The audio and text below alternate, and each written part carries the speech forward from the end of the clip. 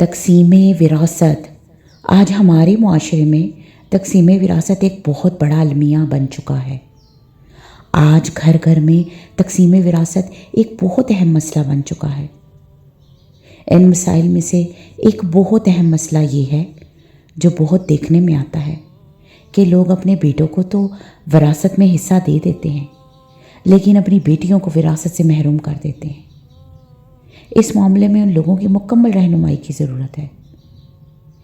کیا آپ یہ جاننا چاہیں گے کہ اپنے بچوں میں احتساب نہ کرنے کی صورت میں اور تقسیم وراثت کی تقسیم صحیح طرح نہ کرنے کی صورت میں اللہ سبحانہ و تعالیٰ قرآن کریم میں کیا فرما رہا ہے؟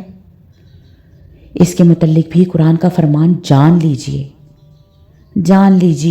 کہ اللہ سبحانہ و تعالیٰ سورۃ النساء آیت نمبر 13 میں ہمیں کیا پیغام دے رہا ہے۔ آئیے جانتے ہیں۔ سب سے پہلے یہ جانتے ہیں کہ جو لوگ وراثت کی تقسیم صحیح طریقے سے کرتے ہیں ان کے لیے کیا خوشخبری ہے۔ وراثت کو صحیح طور پر تقسیم کرنے والے کے لیے اللہ تبارک و تعالیٰ نے اپنی کتاب میں جنت اور نعمتوں کی خوشخبری دی ہے، اور صحیح طریقے سے تقسیم نہ کرنے والوں کے لیے بہت رسوا کن عذاب کی وعید سنائی ہے۔ جان لیجئے یہ اللہ کی حدیں ہیں، اور جو اللہ اور اس کے رسول کا حکم مانے وہ اسے جنتوں میں داخل کرے گا جن کے نیچے سے نہریں بہتی ہیں، ان میں ہمیشہ رہنے والے، اور یہی بہت بڑی کامیابی ہے۔ اور جو لوگ اللہ اور اس کے رسول کی نافرمانی کرے اور اس کی حدوں سے تجاوز کرے وہ اسے آگ میں داخل کرے گا، ہمیشہ اس میں رہنے والا ہے، اور اس کے لیے رسوا کرنے والا عذاب ہے۔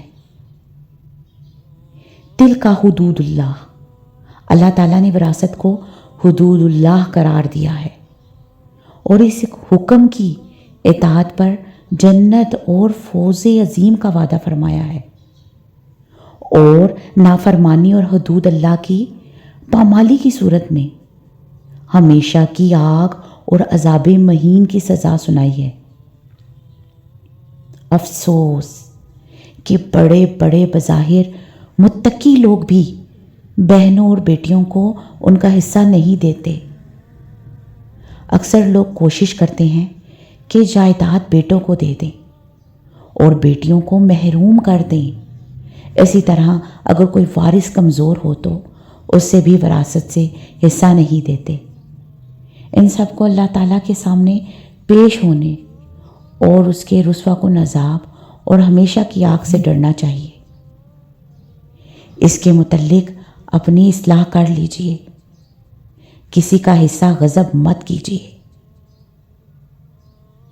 اللہ سبحانہ و تعالیٰ ہم سب کے اندر سمجھ اور بوجھ عطا کر دے اور اس کے اوپر ہمیں عمل کرنے کی توفیق عطا فرمائے۔